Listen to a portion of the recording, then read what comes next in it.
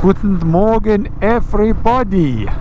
We are back in the Austrian countryside and on our way to Bratislava in Slovakia. Not sure if we've got any mountains on the cards today. Might be just a whole lot of countryside, ETA, or time in the saddle. It's about 3.5 hours from now. Stopped in GRAZ for the night. Just a stop and go. €16 hostel, like that kind of pricing.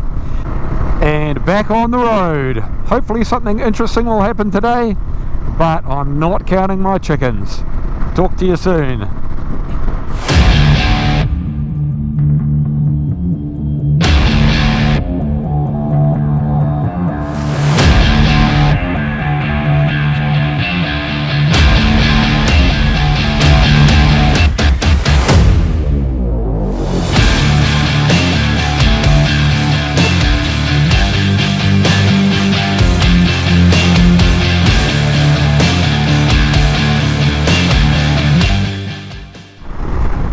Alrighty, it's about 3 o'clock in the afternoon and it's been like this pretty much all day.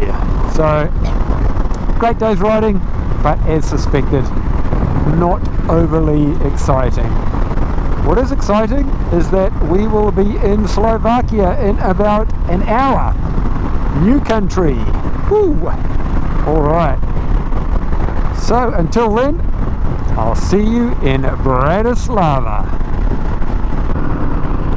And the final view of Austria is a wind turbine farm. Anywho, I know you've seen a few of these by now. Just thought I'd show you one more. We'll be at the border very soon. Here we are, Slovensko. Slovensko. Sounds like Slovenia. Anyway, we're in Slovakia. There were no booths. There was nothing. So that's what happens when you travel on the B roads, probably. Bratislava. There we go, straight ahead. Ah, that was pretty easy. All this EU business makes life very simple. Okay, 10 minutes to the hostel. So I'll see you there. Alright, well, Google Maps says we are in the right space, but I cannot see any hostel. There's a nice building across the road. Anywho, let's go knock on some doors. Alright, adventure travellers, well, I found the hostel. It was just around the corner, but we have some bad news. While I was upstairs, the building manager contacted the hostel guy to say that there was oil pouring out of the bike. He wheeled it outside and this is what I have come to. So that's where the bike was. I've just wheeled it back a tad. There's also a big puddle in the garage under the hostel as well. So the good news is that there's no oil coming out of the engine block. The bad news is I can't see where it's coming from at all. My best guess is it's coming out of the shock absorber. The mechanic in Bulgaria told me that the rear shock was gone. Unfortunately, replacing the rear shock is a big and expensive job, and I'm not sure how easily that's going to be done in Slovakia. So I've got it all ahead of me tomorrow. Stay tuned.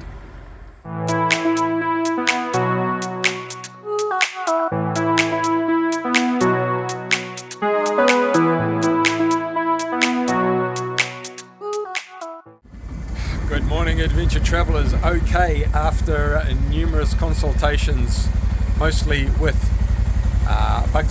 Raymond Bugsy Malone in Taupo last night, we have got to the bottom of the problem. Well, I think I have. So this nasty spill here is only fuel. Been over the bike and there's nothing coming out of the engine, nothing coming out of the shock. And I've checked the fuel and it does seem like there was a bit more fuel used than normally would have been between the petrol station and the hostel. So for some reason the fuel was overflowed, most probably through the breather hose, maybe through the carburetor, but it looks like no major fix is needed. No need to find a bike workshop and hope they know what they're doing. So just running it for a few minutes. Seems to be running fine. So crisis averted, hopefully. Alrighty, now that we've put the bike fiasco behind us, we are going to see Bratislava Castle. I know how much you all love castles, so let's get to the top of the hill. Alrighty, not too much of a climb, which is a good thing, but looks pretty big and it looks in pretty good nick as well. Here's a bit of a view from the outside. Didn't know that Bratislava have a castle, but then again, why wouldn't it? There we go. That's what it looks like in its entirety. And there it is, just around the corner. Okay. Most of them are pretty small inside, even though they look big outside, but I have a feeling this one's going to be a little bit different. And there behind we've got some obviously religious guys holding crosses and what looks like Bibles. Well, the front of it's certainly impressive. Can't squeeze it all in. So let's get inside. And in we go.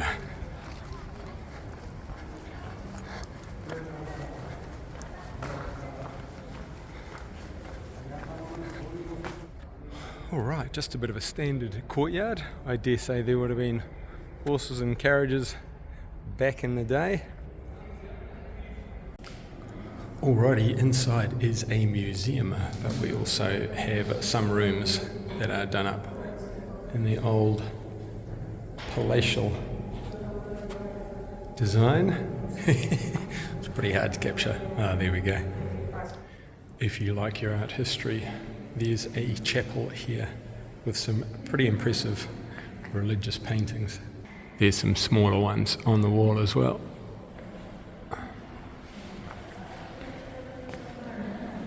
And the altar up behind if you want to say a little prayer. And that was Bratislava Castle. Alright, we're next to the castle now, and there is a sort of a compound. It's a pretty cool area though.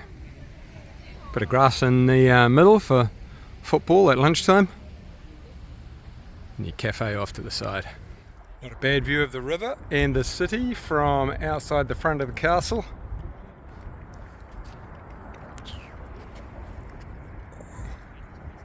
There you go. There's the bridge with the spaceship on top of it. Rode underneath that yesterday.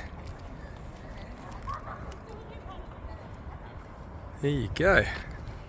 And just to wrap up in Bratislava Castle, we are here out the back of the castle in the gardens. It's beautifully maintained, very well manicured. You've got the little low hedges. There's the back of the house. And coming round down to the trees out the back. Don't know what all the perimeter buildings are. There's a few statues here and there. Statue bro. But it's very beautiful, and apparently it was falling down, I don't know, 80 years ago or 100 years ago, and they've done extensive renovations to bring it back to 100%. Hope you enjoyed that. I certainly did. Alright, I haven't done any food videos lately because I'm not really that much of a foodie, but I'm here in Slovakia having some traditional fare.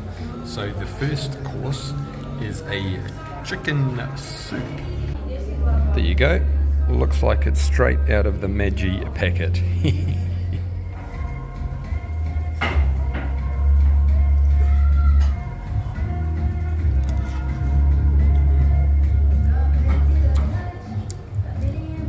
Pretty bland. It's got carrots and little noodles in it, but it's nice enough. Alrighty, the dumplings have just turned up. They look nothing like Chinese dumplings. That's what they look like. Still haven't finished my soup. There's my beer. So the dumplings are more like a potato gnocchi. got a little bit of sausage on top there. It's not bad, but once again, it's not massively flavoursome either.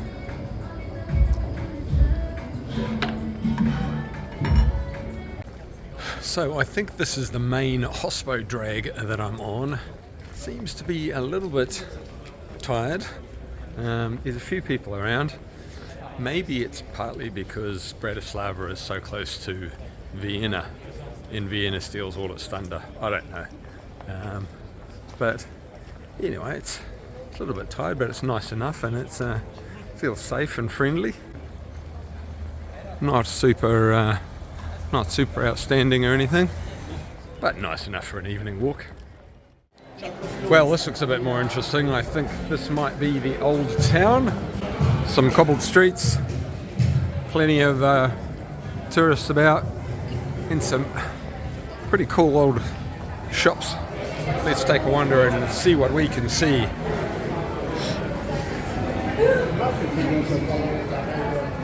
Definitely a lot more going on in this part of the city. Lots of restaurants on the strip. Lots of people out and about. The odd sculpture here and there. It's amazing what you can find when you just go out and wander around. I just realised it's Friday night as well, so these will be plenty of locals as well as the tourists carving it up at the end of the week. And now we are in some tree-lined streets. Beautiful. Oh, look at that. Beautiful. You've got some more restaurants there. This is definitely, not sure what those little tents are. Maybe there are markets here on the weekends. I'll pop back tomorrow on Saturday. Maybe there'll be some market action here. But for now, we just enjoy the trees and the night spots.